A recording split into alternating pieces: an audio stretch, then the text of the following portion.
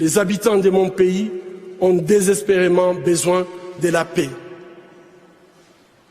Mais comment construire la paix sur des fausses communes? Comment construire la paix sans vérité ni réconciliation?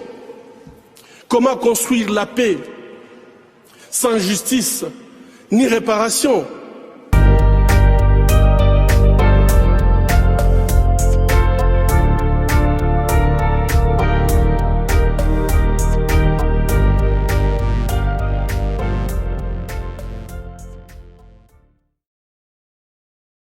Chers auditeurs, bienvenue à la Voix des Grands Lacs. Nous sommes aujourd'hui en compagnie de notre ami Hervé Chesville pour parler d'un sujet d'actualité, un sujet qui, je dois l'avouer, nous a surpris, hein, pour certains, où l'on parle d'espionnage de la communauté rwandaise et internationale en général par le gouvernement de Paul Kagame via le logiciel espion Pegasus. Bonjour Hervé Chesville. Bonjour cher ami, heureux d'être... Vous avez entendu parler de ce phénomène de Pegasus et qu'est-ce que vous en pensez? Bon, j'ai entendu parler, j'ai suivi cette affaire bien sûr, révélée par Amnesty International, Le Monde, RFI et d'autres je crois. Je le découvre sous le nom de Pegasus, mais pour ma part je n'ai absolument pas été surpris, car le phénomène est très ancien, en tout cas en ce qui concerne le Rwanda, et je m'étonne même, d'une part, qu'on feigne la surprise, et d'autre part, qu'on parle aussi peu du volet Rwanda, préférant mettre en avant le volet marocain, par exemple. À ma connaissance, depuis l'affaire Ben Barka dans les années 60, les services secrets marocains n'ont pas exécuté d'opposants à l'étranger. Alors que moi qui viens de lire le livre de Judy Rever, j'ai eu la confirmation, même si je le savais déjà bien sûr. Alors ça c'est le livre de Michaela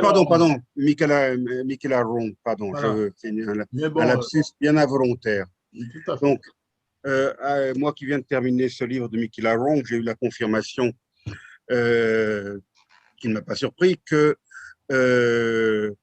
les services, entre guillemets, rwandais utilisent leurs grandes oreilles, utilisent leurs moyens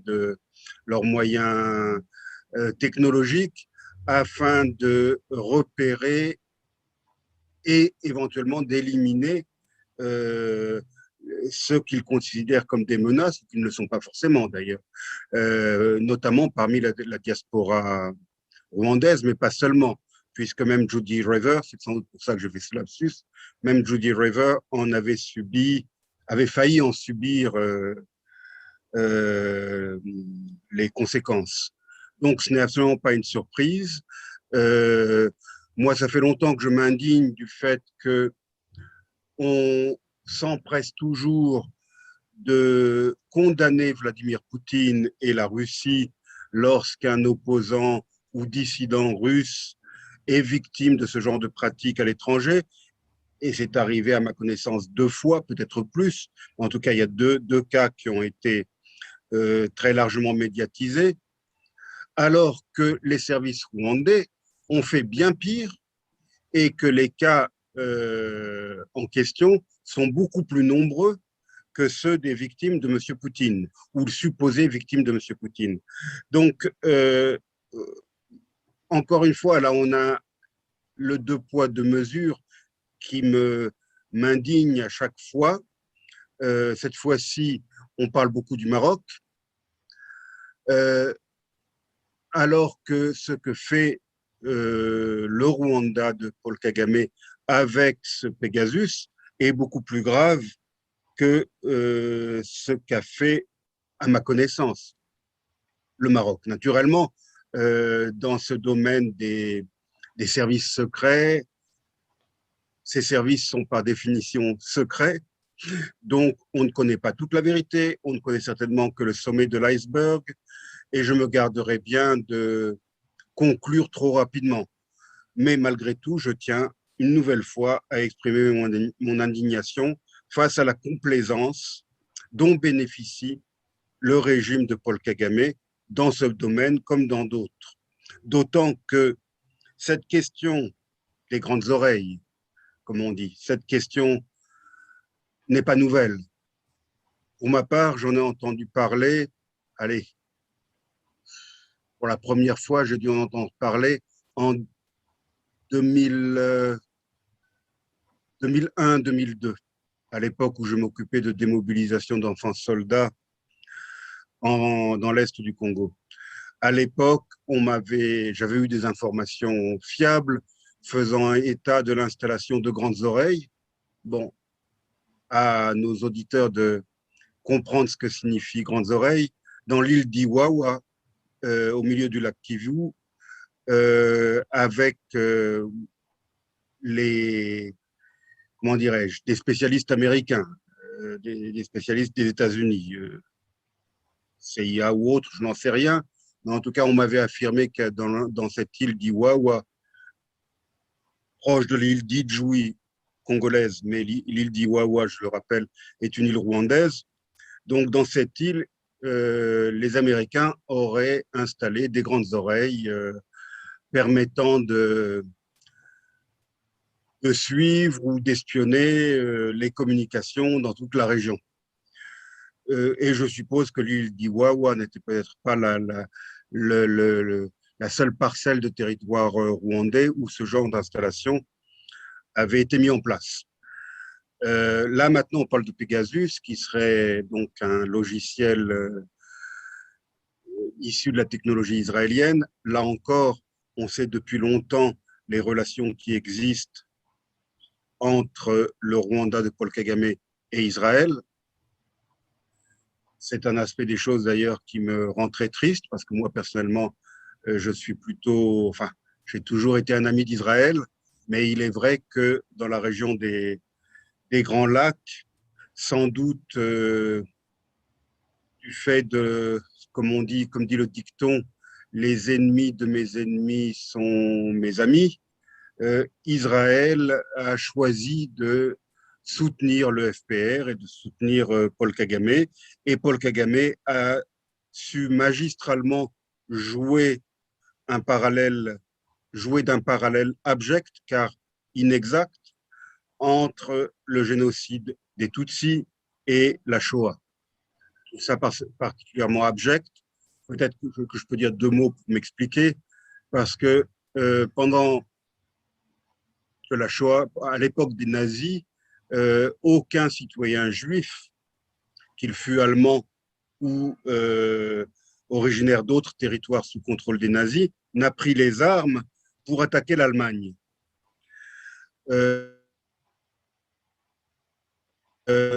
A été sciemment exterminée alors qu'elle était parfaitement sans défense et qu'elle n'avait pas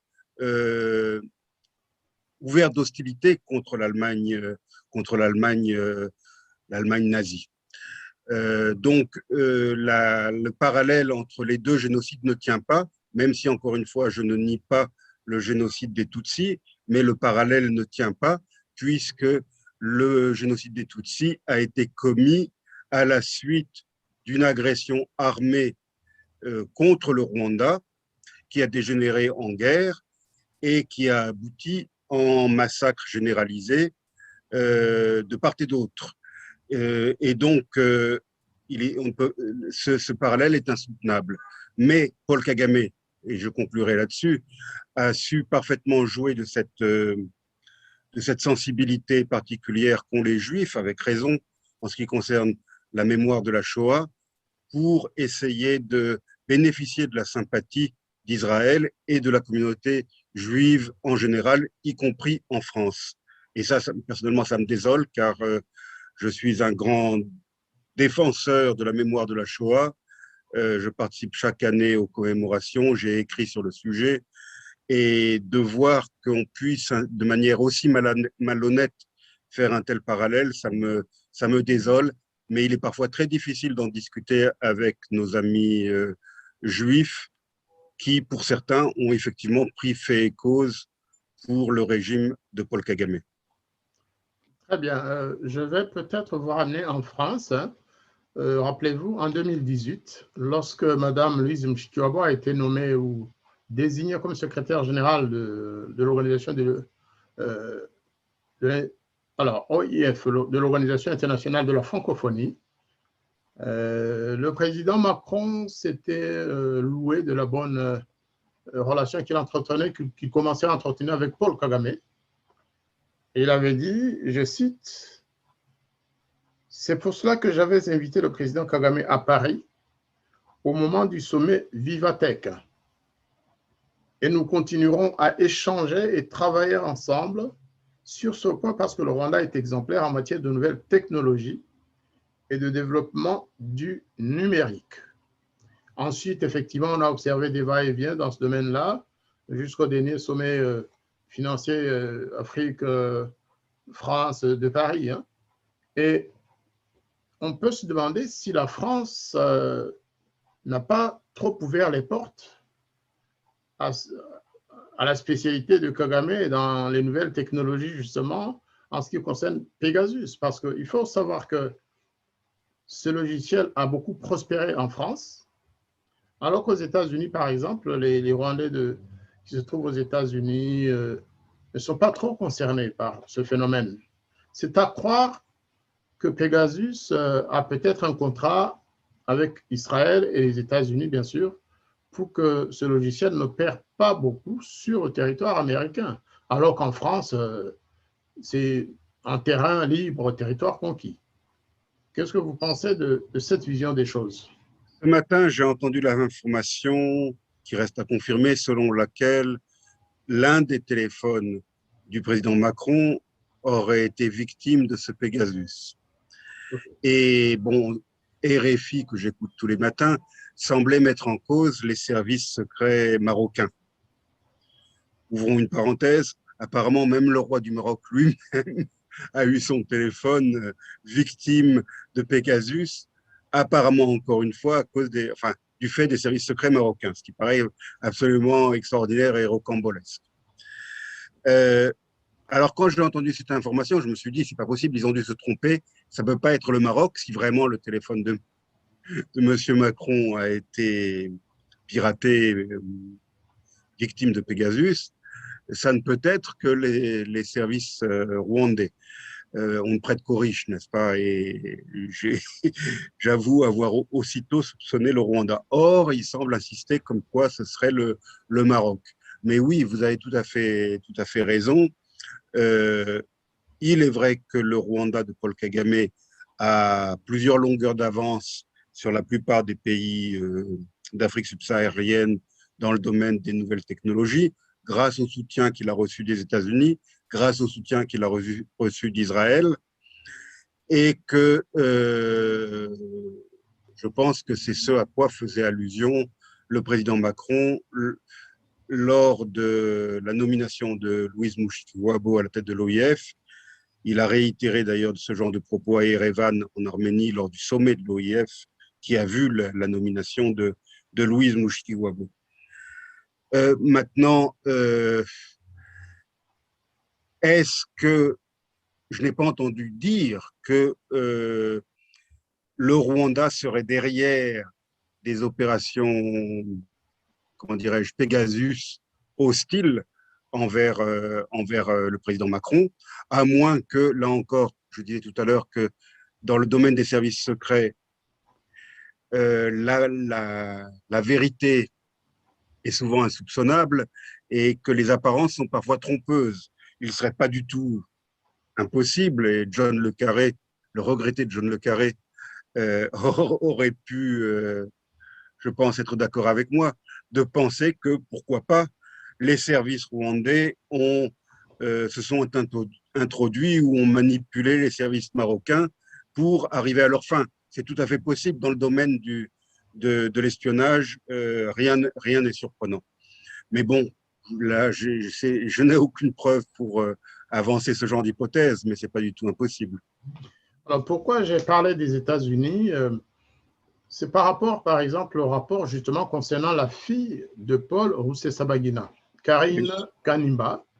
On dit en effet dans ce rapport que cette jeune dame a été effectivement espionnée sur le territoire belge, hein, mais du moment qu'elle s'est rendue aux États-Unis, pendant toute la période où elle était absente de Belgique et qu'elle était aux États-Unis, eh bien, Pegasus a arrêté de la suivre. Donc, ça peut vouloir impliquer effectivement que, eh bien, Pegasus, soit n'a pas la possibilité.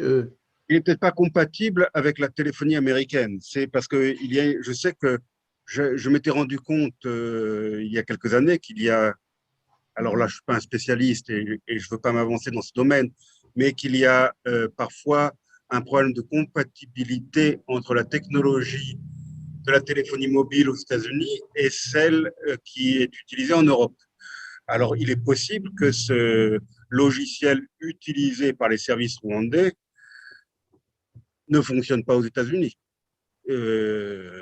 et qu'il fonctionne en Europe. J'en sais rien. Il faudrait inviter la prochaine fois peut-être un spécialiste de l'informatique pour qu'il nous parle avec autorité de ce que pourrait faire ou de ce que ne pourrait pas faire ce fameux Pegasus.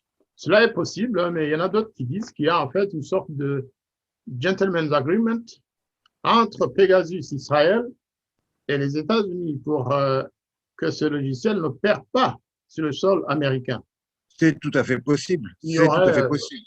On peut aussi imaginer que le Rwanda de Paul Kagame évite de provoquer aux États-Unis. C'est également possible. Tout à fait, surtout après le scandale qu'avait créé justement l'acte d'espionnage de l'un des fils Rusesabagina dans l'université où il poursuit ses études par un diplomate rwandais de Washington qui s'était introduit furtivement dans une salle de classe via Zoom à l'insu de l'université et des jeunes étudiants qui étaient présents.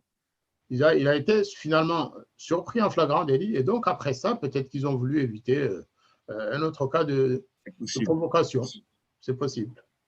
Mais il faut être réaliste. Hein. Je pense que tant vous-même que moi et que toutes les autres personnes qui sont, comment dirais-je, très vocaux sur la question rwandaise, nous soyons également infectés par ce Pegasus. Hein. Si je connaissais un bon technicien, je lui prêterais mon téléphone pour qu'il l'analyse. Vous avez raison. Il y a un autre aspect de ce dossier qui continue de surprendre quand même, c'est que la presse française, qui normalement, quand on parle du Rwanda, eh bien, ils écrivent beaucoup d'articles, mais ceci dit sur ce dossier, c'est pratiquement le silence. Il y a le Maroc. On parle du Maroc. On parle du Maroc. Et même, j'ai entendu la rédactrice en chef, je pense, de Jeune Afrique, elle a parlé sur RFI en écartant toute responsabilité possible du Maroc, comme si elle voulait dire non, il n'y a jamais eu d'espionnage en fait. Vous savez que Jeune Afrique travaille aussi pour Kigali, hein, ils ont un contrat de communication. Ils ont aussi un contrat avec le Maroc. Mais en ce qui concerne l'espionnage du téléphone de Macron, effectivement, il y a… Soyons quand même aussi réalistes. Hein. Dans le monde que nous vivons, et puis c'est pas nouveau d'ailleurs, tout le monde espionne tout le monde. En tout cas, tous les États un peu avancés d'un point de vue technologique espionnent même leurs alliés.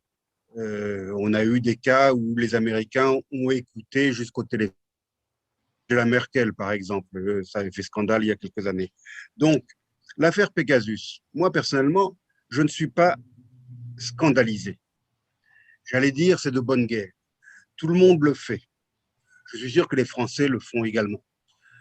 Là où ça me gêne, c'est, encore une fois, je fais référence à cet excellent ouvrage, là où ça me gêne, c'est si ça sert pour éliminer physiquement des gens. C'est là que ça devient gênant. Et là, en ce qui concerne le Rwanda, effectivement, il semble qu'ils aient utilisé Pegasus à des fins homicides.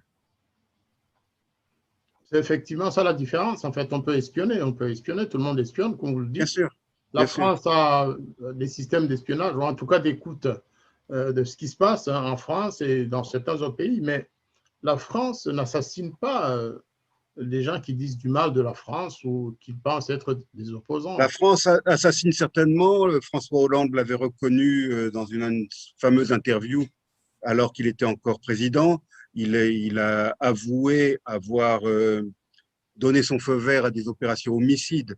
Et il s'agissait, je pense, à l'époque, d'élimination de terroristes Oui, qui représentaient une menace potentielle contre la France ou contre ses ressortissants. Ce qui n'est pas le cas en ce qui concerne le cas qui nous préoccupe. Donc, je pense qu'effectivement, il y a une grande différence entre les pratiques françaises et les pratiques des services de Paul Kagame. les services de Paul Kagame espionnent pour identifier, pour localiser la personne espionnée et ensuite l'éliminer physiquement. C'est ça la grande différence, en fait. Ou la kidnapper. Ou la kidnapper, comme ils l'ont fait avec Paul Rusesabagina, comme ils l'ont fait avec un jeune journaliste qui a été arrêté au Mozambique. Au Mozambique, oui. Il a été localisé via Pegasus. On dit même que le jeune Kizito Mihigo, qui a été tué l'année dernière au Rwanda, eh bien, que ses communications étaient suivies via Pegasus par le gouvernement rwandais. Ça me paraît évident que les communications de Kizito Mihigo étaient effectivement surveillées, et écoutées, et retranscrites. Ça me paraît évident. Les communications de Kizito, mais aussi les communications de ses correspondants extérieurs. Tous ceux qui lui parlaient par téléphone étaient fichés, suivis, pour voir quelle relation il pouvait entretenir avec le jeune activiste. C'est ça aussi le grand danger. C'est d'ailleurs pour ça que je suis toujours très réticent à communiquer, que ce soit sur Messenger ou autre, avec des personnes vivant au Rwanda. Ouais. Et souvent, ils ne comprennent pas. Ils pensent que je suis hautain, distant, ou que je les snob, j'en sais rien.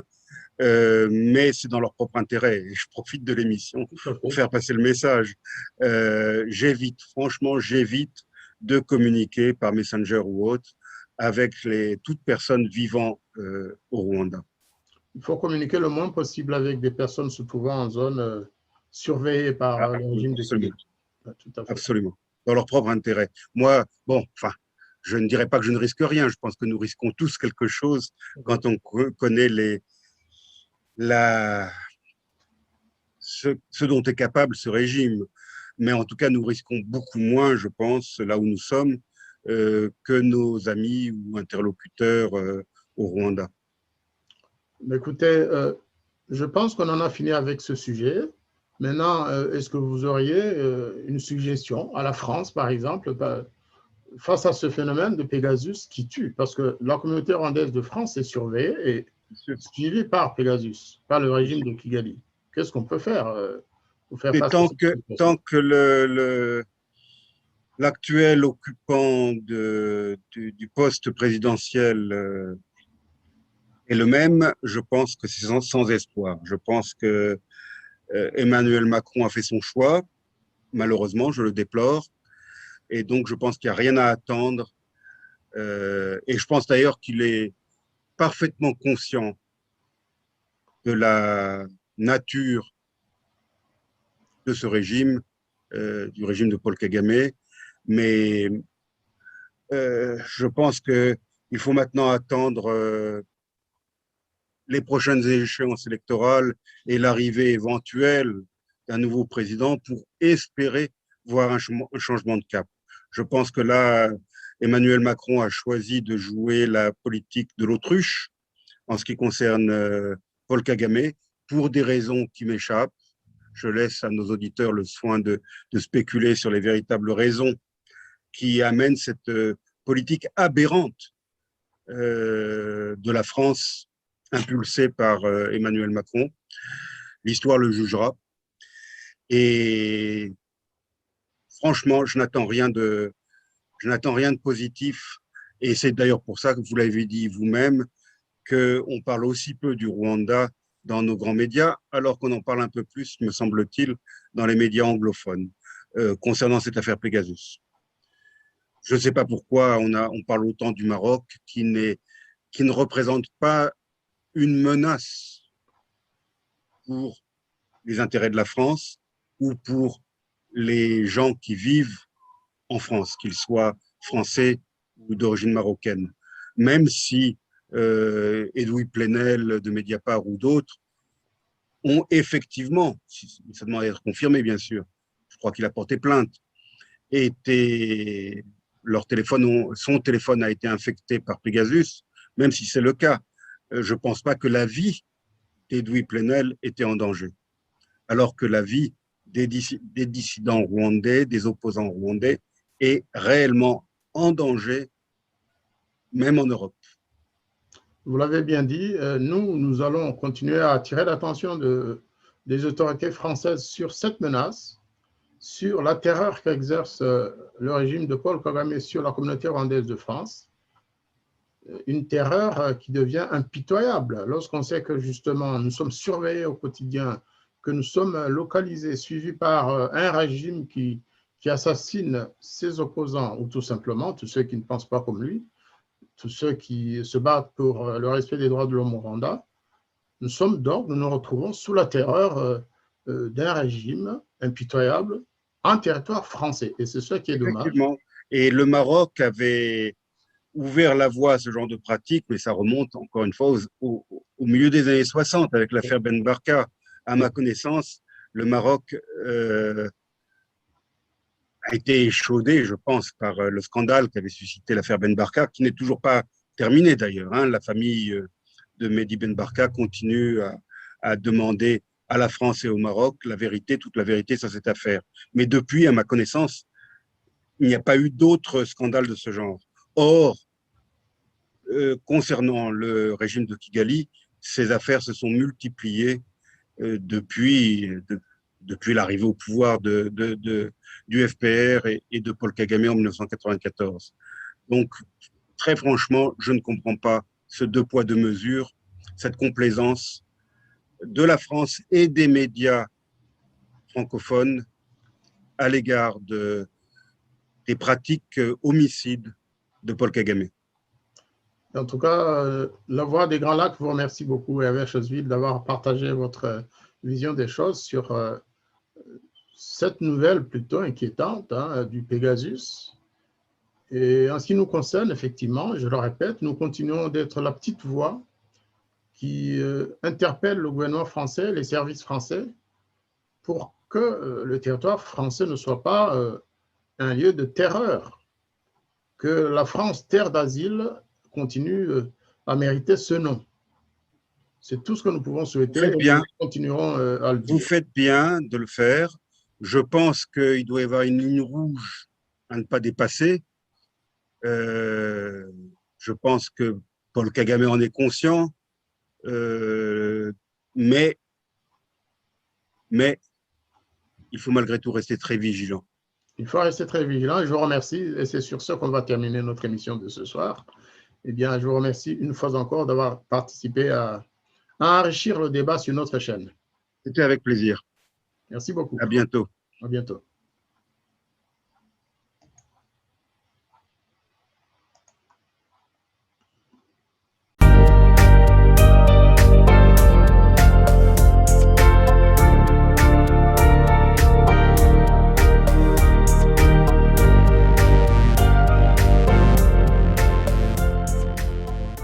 Les habitants de mon pays ont désespérément besoin de la paix. Mais comment construire la paix sur des fausses communes? Comment construire la paix sans vérité ni réconciliation? Comment construire la paix sans justice ni réparation?